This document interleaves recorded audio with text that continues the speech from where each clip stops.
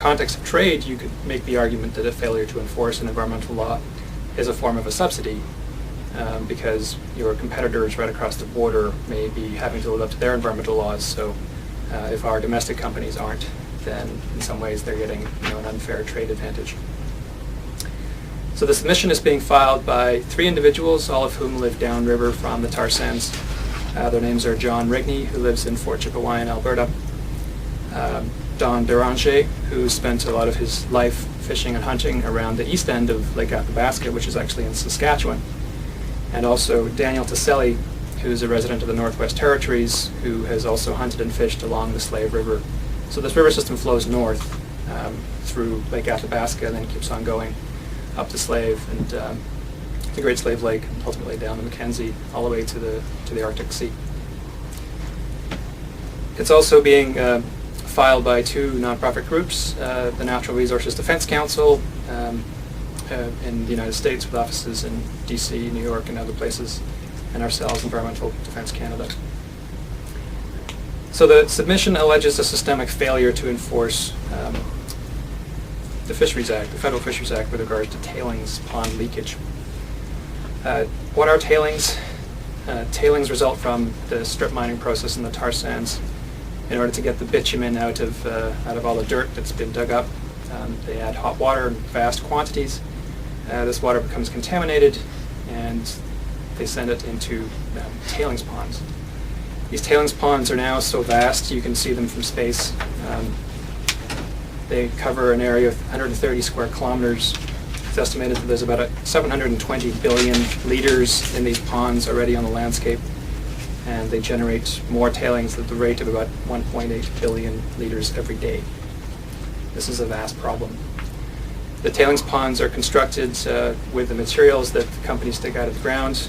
They don't have to put any liners into these tailings ponds before they build them, before they fill them. And so they all, therefore, systematically leak into the groundwater.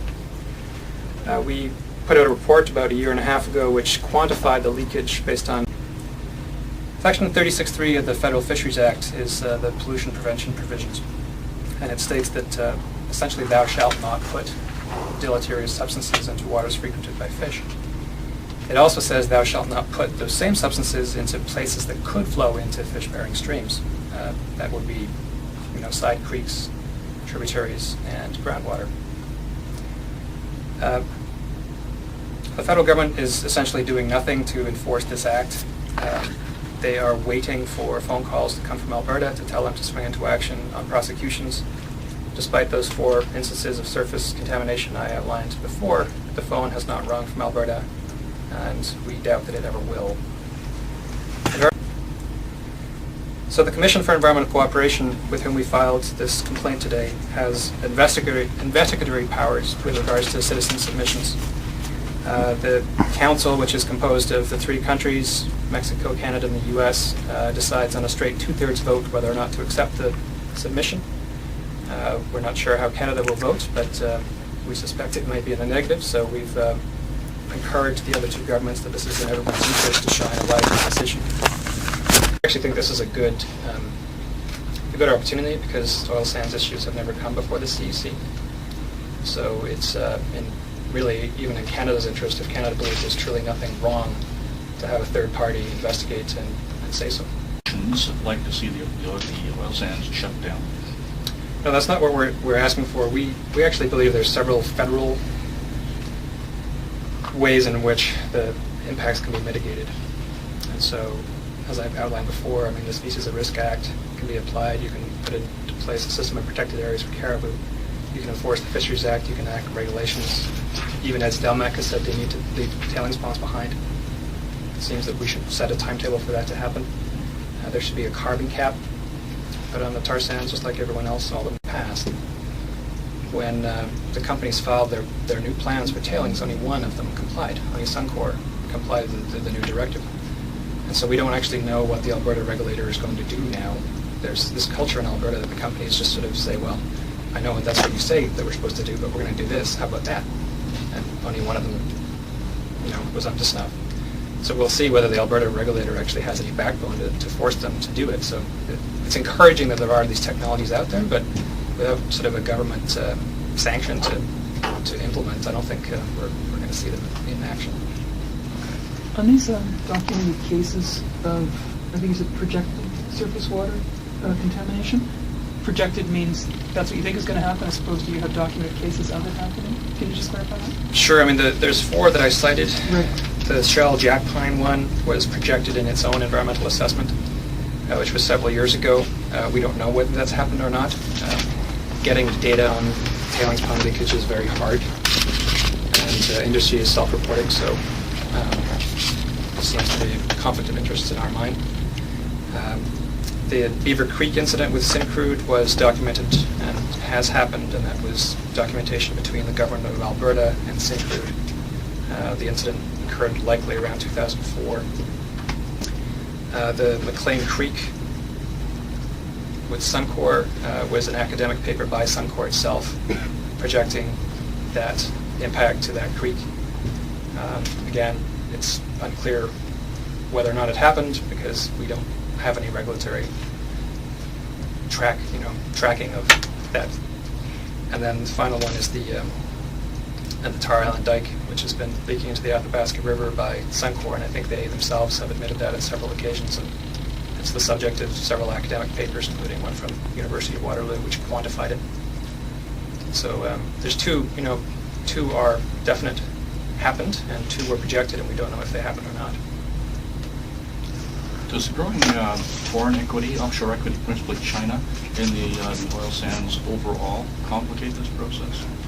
I don't think it does. I mean, there was a lot of press today about China taking over a share in Syncrude, but don't forget that one of the major shareholders in that same company is Imperial, which is owned by Exxon. I don't think there's another company in the world that's done more to try to undermine climate science than Exxon. So I think the Chinese would be, compared to them, a breath of fresh air. So China's very sensitive too about other people telling it what to do legislatively. Ask about the use of NAFTA in Chapter 11. Environmentalists in the past have claimed that Chapter 11 could be used against Canada to weaken its environmental standards. Do you find any irony in using it in this way? I guess there's a little irony. We're out of options, really, when it comes to trying to get the government to enforce its law.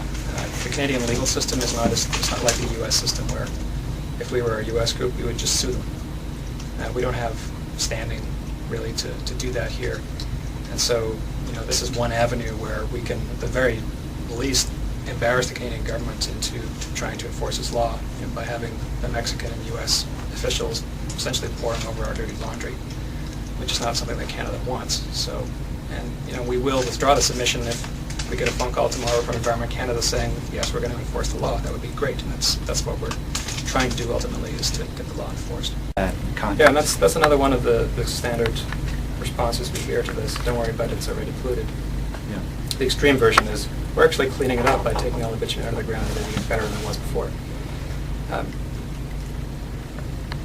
Bitumen, about 2% of bitumen is naphthenic acids, which is one of the big things people are worried about. And so long as the bitumen is in place, essentially locked, you've locked those pollutants in place. Once you strip it out, then you mobilize the pollutants, and so naphthenic acids are much more concentrated in the tailings ponds than they would ever be in nature, for example. And all of that stuff is going underground. Naphthenic acids last decades.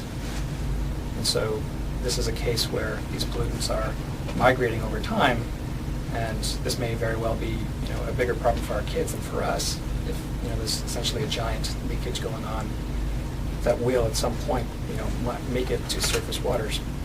So yes, some of these places are contaminated before, but not like they will be with human intervention. Plus, it doesn't seem to me to be a good answer to the question. You're basically dodging responsibility by saying, well, I'm going to litter because the ground's already covered with litter. That's really not a responsible industry practice. Your projection